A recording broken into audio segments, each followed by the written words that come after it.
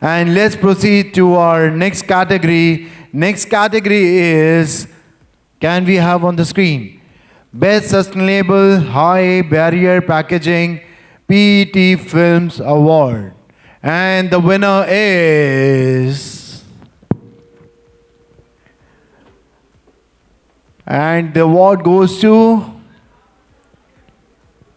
It is UFLEX Limited Films Business. Yes, it's a UFLEX Limited Films Business. Let's give them a huge round of applause. And I would like to call Ms. Sailja Sharma and Senior Manager Innovation and team. Please come on the stage, ma'am.